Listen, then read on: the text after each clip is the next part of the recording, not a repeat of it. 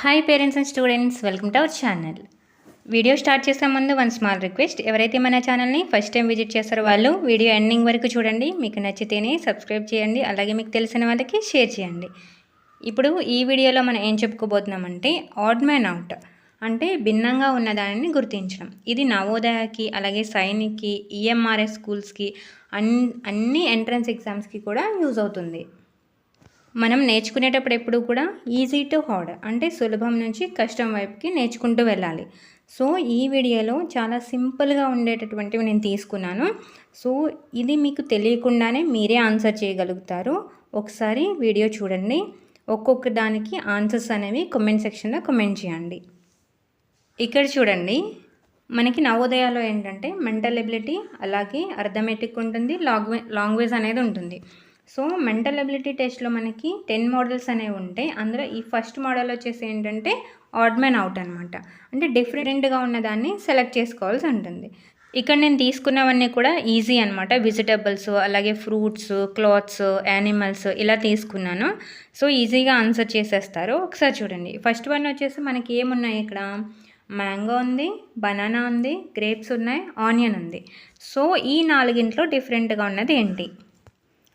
So మీ answer అనేది comment చేయండి. Answer వచ్చేసి ఏమవుతుంది ఇక్కడ? డి. ఎందుకు అంటే ఈ మూడు కూడా ఏంటి ఇక్కడ? ఫ్రూట్స్, ఇదొకటి వెజిటబుల్. సో ఇలా ఈజీ నుంచి స్టార్ట్ చేయాలి. మీరే అన్నీ కూడా ఆన్సర్ చేయగలుగుతారు.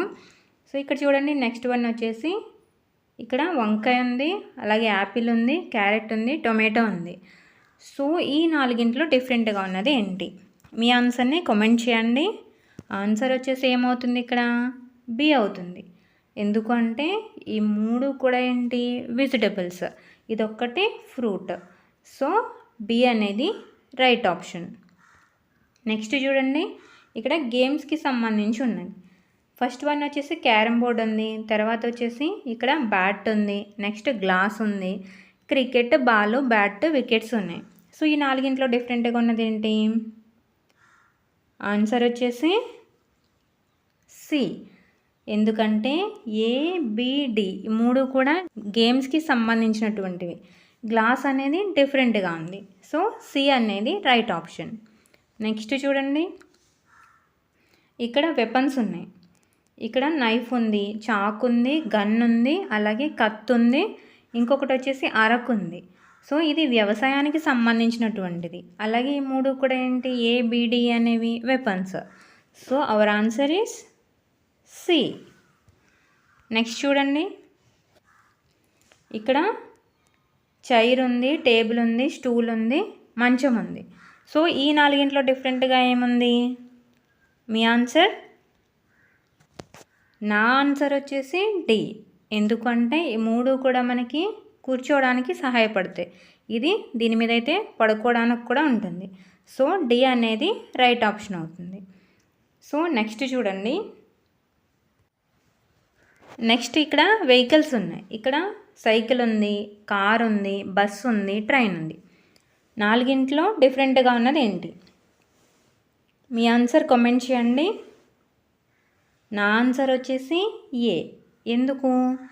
బిసిడి ఈ మూడు కూడా ఇంజన్ సహాయంతో నడుస్తాయి. కానీ ఇదొకటి ఏంటి? సైకిల్. మనం దీన్ని తొక్కాలి, అలానే మూవ్ అవుతుంది. So option is a. Next చూడండి, ఇది ఈజీ లెవెల్. ఈజీ అయితే మనకి ఇలా ఉంటుందన్నమాట. నెక్స్ట్ ఇవన్నీ కూడా మీరే ఆన్సర్ చేసేస్తున్నారు. నెక్స్ట్ చూడండి, ఇక్కడ వచ్చేసి బ్యాట్ ఉంది, పెన్ ఉంది, పెన్సిల్ ఉంది, డ్రా చేసే బ్రష్ ఉంది. సో ఈ నాలుగింట్లో డిఫరెంట్గా ఉన్నది ఏంటి? మీ ఆన్సర్ కామెంట్ చేయండి. ఆన్సర్ వచ్చేసి ఏ.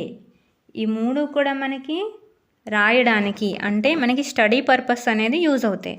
సో బ్యాట్ అనేది గేమ్కి సంబంధించినటువంటిది. సో ఏ అనేది రైట్ ఆప్షన్.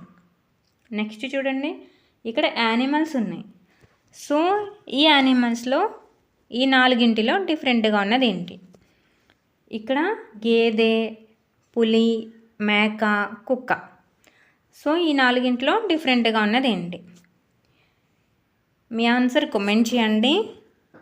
ఆన్సర్ వచ్చేసి బి. ఎందుకంటే టైగర్ అనేది వైల్డ్ యానిమల్, మిగతా అన్నీ కూడా డొమెస్టిక్ యానిమల్స్ అంటే పెంపుడు జంతువులు. బి అనేది అడవి జంతువు. సో బి అనేది రైట్ ఆప్షన్ అవుతుంది. నెక్స్ట్ చూడండి, ఇక్కడ అన్నీ మనకి కిచెన్లో యూజ్ చేసేటటువంటివి ఉన్నాయి.